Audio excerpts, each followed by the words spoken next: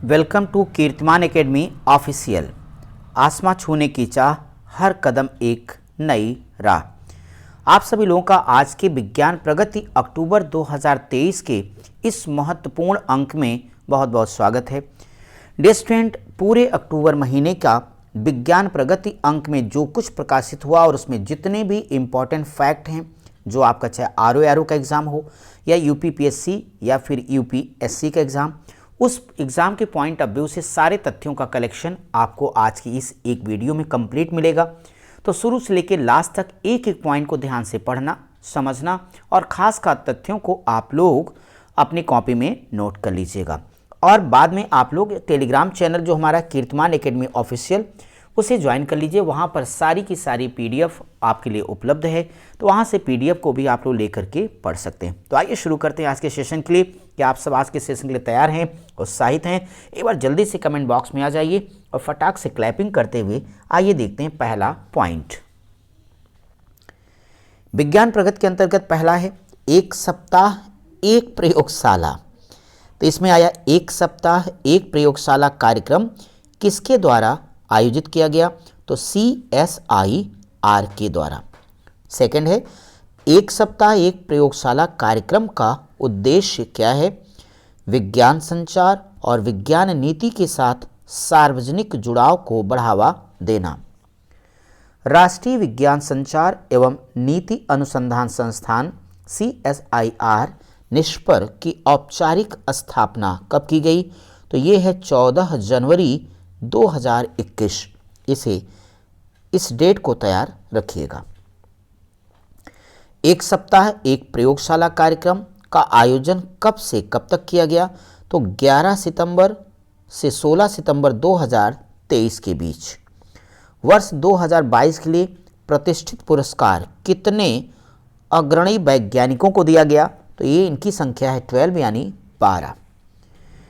विज्ञान प्रगति के इस अंक में वायु प्रदूषण जैव मापक से संबंधित तथ्यों में पहला है लाइकेन किस प्रकार का पादप है? तो ये है सहजीवी पादप।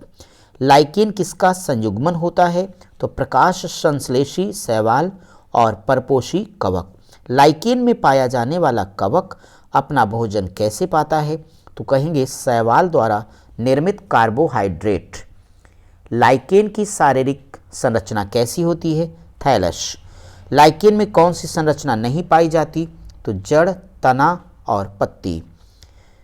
अकारिकी के आधार पर लाइकेन्स को कितने रूपों में विभाजित किया गया? तो इनके रूपों में एक है क्रस्टोज, फोलियोज और फ्रूटियोज। लाइकेन पोषक पदार्थों और भारी वस्तुओं को कैसे प्राप्त करता है? तो आप कहेंगे वर्षा से। लाइकेन वायु प्रदूषण में विशेष रूप से किस गैस के संवेदनशील संकेतक माना जाता है? तो सल्फर डाइऑक्साइड।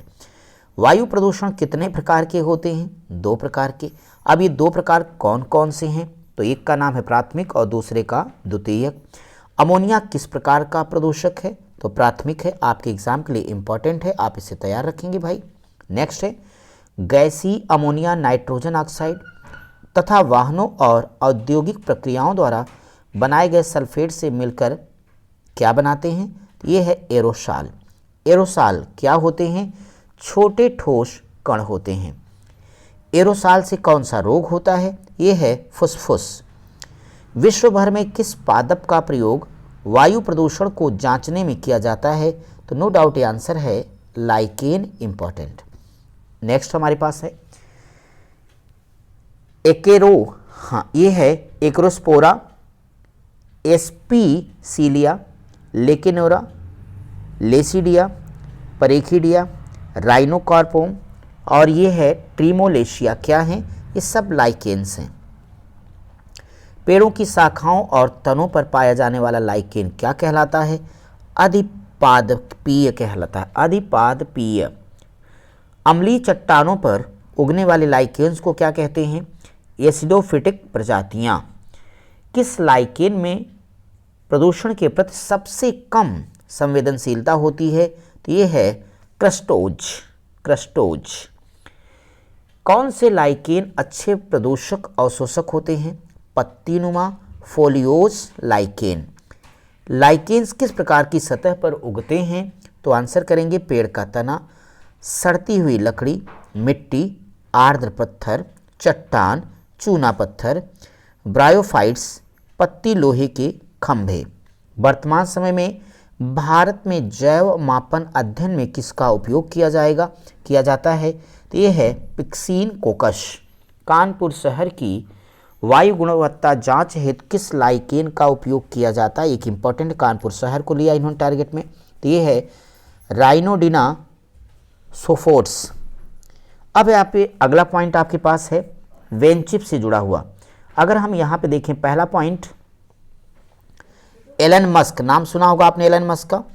एलन मस्क की कंपनी न्यूटॉलिक को किस संस्था द्वारा ब्रेन चिप के क्लिनिकल ट्रायल हेतु मंजूरी दी गई है? यह है अमेरिकी food and drug administration FDA। Elon Musk द्वारा ब्रेन चिप विकसित करने हेतु किस स्टार्टअप की स्थापना की गई है? तो इसका नाम है brain control interfaces. Brain chip किस प्रकार की चिप होगी? तो ये है आर्टिफिशियल इंटेलिजेंस इनवेल्ड। न्यूटालिंक द्वारा 2020 में किस जीव में ब्रेन चिप प्लांट किया गया? तो सूअर है। चलिए, इंसानों के लिए बनाए जाने वाले ब्रेन चिप में कितने इलेक्ट्रोड होंगे? तो इलेक्ट्रोड होंगे 3000। तीसरा, world intelligence Congress, important fact है, कहाँ आयोजित किया गया? तो आंसर करिए चीन। आप लोग कमेंट बॉक्स में चीन के राष्ट्रपति का नाम जरा लिख दो तो भाई। चलो नेक्स्ट देखो, ब्रेन रीडिंग चिप का वैज्ञानिक नाम क्या है? ये है BC3। अब आइए इस विज्ञान प्रगति के अंक में जुगनू आप लोगों ने बहुत देखा होगा, बहुत सालों ने पीछा भी किया होगा। उन्हीं जुगनू से जुड़े हुए कुछ महत्वपूर्ण और इंटरेस्टिंग तथ्यों को देखा जाए। विश्व में जुगनुओं की कितनी अधिक प्रजातियां पाई जाती? क्या बात है, 2000 से भी अधिक। अच्छा, जुगनू रे जुगनू, तो जुगनू किस महाद्वीप में नहीं मिलते हैं? तो ये है अंटार्कटिका महाद्वीप। जुगनू अपने अंडे किस प्रकार की भूमि में देते हैं? तो ये है नम भूमि। जब वयस्क जुगनू बाहर निकलता है तो कितने महीने तक जीवित रहता है? सिर्फ 1 महीने की जिंदगी होती है जुगनुओं की, कोई बात नहीं। नेक्स्ट है, परागकण खाने वाली जुगनू प्रजातियां आमतौर पर किन क्षेत्रों में? तो ये पाई जाती हैं उष्ण कटिबंधीय और उपोष्ण कटिबंधीय। ये क्या होता है, ज्योग्राफी में हम लोग डिटेल में पढ़ेंगे। जुगनू फूलों के रस चूसने हेतु जिस लंबी सूंड का उपयोग करते हैं उसको क्या कहते हैं? प्रोबोसिस। क्या कहते हैं? प्रोबोसिस। बोलो एक बार मेरे साथ, प्रोबोसिस। चलो भाई आगे। उत्तरी अमेरिका में पाए जाने वाले जुगनू की प्रजातियां कौन सी हैं? ये है फोर्टिनस पायरेलिस व फोटुप्सी पेंसिल्वेनिका। नेक्स्ट है, कीटों में होने वाली जगमगाहट किसके द्वारा खोजा गया? तो ये हैं रॉबर्ट बायस। कीटों में होने वाली जगमगाहट का कारण? तो ये है फास्फोरस। वैज्ञानिकों के अनुसार जुगनुओं में जगमगाहट का कारण क्या है? यह है ल्यूसीफेरस प्रोटीन। जुगनुओं की जगमगाहट को क्या कहते हैं? तो यह है बायोलुमिनेसेंस। जुगनुओं के प्रकाश को अक्सर क्या कहा जाता है? ठंडा प्रकाश। अच्छा है। नेक्स्ट है, जुगनुओं के बायोलुमिनेसेंस के पीछे का कारण कौन सी रासायनिक प्रक्रिया कहलाती है? यह है ल्यूसीफेरिन ऑक्सीकरण। जुगनू अपने बायोल्यूमिनेसेंस का उपयोग किन प्रयोजनों के लिए करते हैं? तो प्रजनन हेतु, अपने साथी को आकर्षित करना, संवाद स्थापना और शिकारियों से बचाना। जुगनुओं की आबादी में गिरावट का क्या कारण है? तो ये प्रकाश प्रदूषण, पर्यावास हानि, कीटनाशकों का उपयोग। जुगनू के प्रजनन में कौन कौन सी बाधा है? तो सबसे बड़ी बाधा है प्रकाश प्रदूषण। कौन सा अमेरिकी संगठन जुगनुओं के ऊपर अध्ययन कर रहा है, तो उस संगठन का नाम है फायर लाई वॉच। आइए आइसोटोप से जुड़े हुए कुछ तथ्यों पर गौर किया जाए। जापान के टोक्यो इंस्टीट्यूट ऑफ टेक्नोलॉजी के द्वारा कौन से एक ऑक्सीजन आइसोटोप की खोज की गई है? इसका नाम है ऑक्सीजन 28 और ये अपने आगामी एग्जाम के लिए इंपॉर्टेंट है। ऑक्सीजन का अब तक का खोजा गया सबसे भारी आइसोटोप यही है, ऑक्सीजन 28। ऑक्सीजन 28 का प्रयोग किस क्षेत्र में किया जाएगा? तो नाभिकीय प्रयोग होगा। परमाणु के केंद्र में कौन सा नाभिकीय कण उपस्थित होते हैं? तो प्रोटॉन प्लस न्यूट्रॉन। धनावेशित कण कौन से होते हैं? तो प्रोटॉन। उदासीन कण न्यूट्रॉन। प्रोटॉनों की संख्या या अनावेशित अवस्था में इलेक्ट्रॉन की संख्या किसके बराबर होती है? तो परमाणु संख्या के बराबर होती है।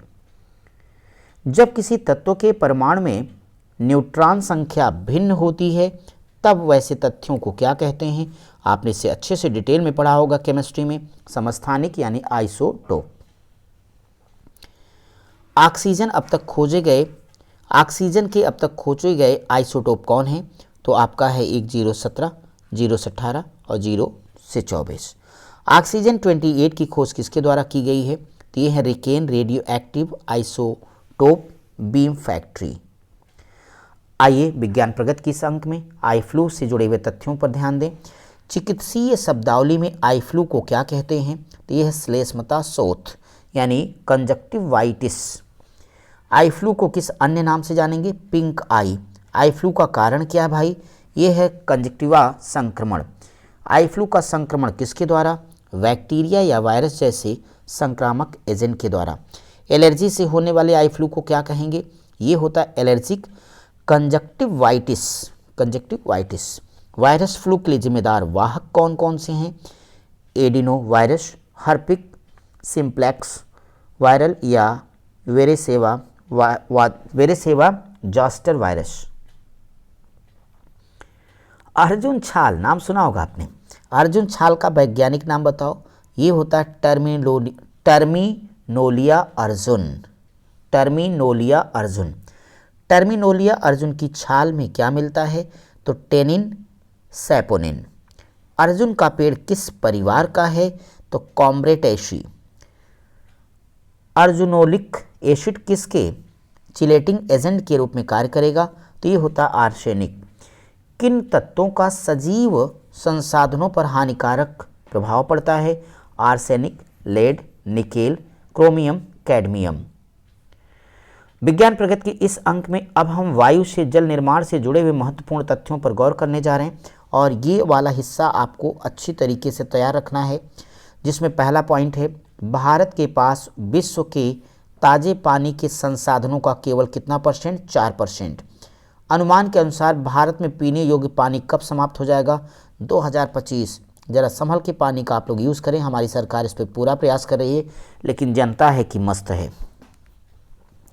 संयुक्त राष्ट्र विश्व जल रिपोर्ट 2023 के अनुसार पानी की कमी में रहने वाले लगभग कितने प्रतिशत लोग एशिया में रहते हैं? बाप रे, 80%। पानी की कमी में रहने वाले अधिकांश लोग किन क्षेत्रों में रहते हैं? पूर्वोत्तर चीन, भारत, पाकिस्तान। वायुमंडलीय जल उत्पादन किसके द्वारा मान्यता प्राप्त तकनीकी है? संयुक्त राष्ट्र। वायुमंडलीय जल उत्पादन तकनीकी कैसे कार्य करती है? तो हवा में मौजूद नमी को पकड़कर उसे पीने योग्य पानी में परिवर्तित कर देती है। वायु में दुनिया के सभी नदियों के कुल पानी के कितने गुना बराबर पानी होता है? तो 6 गुना। वायुमंडलीय जल उत्पादन तकनीकी से प्रतिदिन कितने जल का उत्पादन हो सकता है? तो 1 से 20 लीटर। प्रशीतन आधारित संघनन किस प्रक्रिया का अनुसरण करती है? ओस बनाने की प्राकृतिक प्रक्रिया। भारत में किस संस्था द्वारा 2019 में वायुमंडलीय वाटर जनरेटर का अनावरण किया गया? तो भारत इलेक्ट्रॉनिक्स लिमिटेड। वायुमंडलीय वाटर जनरेटर का निर्माण किसके द्वारा किया जा रहा है? तो VEL द्वारा। CSIR ICT मैत्री के सहयोग से। अब आइए हम लोग पहुंच चुके विज्ञान प्रगति के अपने अंतिम छोर की तरफ, जहां पर सौर मंडल से जुड़े हुए कुछ रोचक तथ्यों को आपके सामने लेकर आए हैं। पहली बात तो ये है, सौर प्रणाली के खोजकर्ता कौन है? तो आपने नाम इनको अच्छे से पढ़ा होगा, ये हैं निकोलस कोपरनिकस। सूर्य के चारों ओर घूमने वाले खगोलीय पिंड क्या कहलाते हैं? ग्रह कहलाते हैं। जल्दी से कमेंट बॉक्स में बता दो कि वर्तमान में कुल ग्रहों की संख्या कितनी है। पार्थिव या आंतरिक ग्रह कौन कौन से हैं? तो नो डाउट बुध, शुक्र, पृथ्वी, मंगल। कौन सा बृहस्पति या बाह्य ग्रह कहलाते हैं? तो भाई ये हैं बृहस्पति, शनि, अरुण, वरुण। किसी जीवाश्म ग्रह, तैयार रखना, किसी जीवाश्म ग्रह के नाम से जाते हैं? तो चंदा वो चंदा यानी चंद्रमा। किस ग्रह के चारों ओर परिक्रमा करने वाले आकाशीय पिंड, यानी किसी ग्रह के चारों ओर परिक्रमा करने वाले आकाशीय पिंड को क्या कहते हैं? उपग्रह। सौर मंडल में ग्रहों की कुल संख्या कितनी? जो पूछा तो लो आंसर आ गया 8। ग्रहों की गति का नियम किसके द्वारा दिया गया? केपलर, सुना है नाम आपने इनका। सूर्य से बढ़ती दूरी के अनुसार ग्रहों का कौन सा क्रम है? तो ये है बुध, शुक्र, पृथ्वी, मंगल। पृथ्वी से अगला बहुत इंपॉर्टेंट, इसे भी तैयार रखें, वो सूर्य से पृथ्वी से है। पृथ्वी से बढ़ती दूरी के अनुसार ग्रहों का क्रम, तो शुक्र, मंगल, बुध, बृहस्पति। अगला है सौर मंडल में किस ग्रह के पास सर्वाधिक प्राकृतिक उपग्रह हैं? आप सबको पता है ये शनि है। कितने होते हैं अगर आप कमेंट बॉक्स में करें तो अच्छा रहेगा। सौर मंडल का सबसे गर्म ग्रह कौन सा है? तो नाम है शुक्र। सौर मंडल का सबसे ठंडा ग्रह तो वरुण। सबसे छोटा ग्रह तो बुध। सबसे बड़ा ग्रह तो बृहस्पति। सूर्य की परिक्रमा सबसे कम समय में करता है बुध। सूर्य का कौन सा ग्रह सूर्य की परिक्रमा करने में सबसे अधिक समय लेगा? वरुण। पृथ्वी से सूर्य की दूरी लगभग कितनी है? 15 करोड़ किलोमीटर। पृथ्वी से चंद्रमा की दूरी आप बहुत पहले से पढ़ते चले आए, 3,84,000 किलोमीटर। पृथ्वी का सबसे नज़दीकी ग्रह कौन सा है? शुक्रवार है। तो ये था आज का अक्टूबर 2023 के विज्ञान प्रगति का अंक, जिसमें हम लोगों ने जितने महत्वपूर्ण तथ्य थे उन सभी को एक बार देखा है। आप एक दो बार वीडियो को और देख लीजिएगा, ये सारे तथ्य आपके फ्री में तैयार हो जाएंगे। यानी पूरी मैगजीन को पढ़ने का समय और इस पर होने वाला इन्वेस्ट यानी पैसा दोनों आपका बचा। इसका लाभ आप इस बात में उठाइए कि आप खुद पढ़िए और अपने जैसे तमाम ज़रूरतमंद लोग जिनकी सपने में एक सरकारी नौकरी है, साहब बनने का इरादा है, अपने नाम के साथ अधिकारी लिखना चाहते हैं, उन लोगों तक भी वीडियो को शेयर कीजिए। हम आपसे मिलेंगे आपकी अगली क्लास में।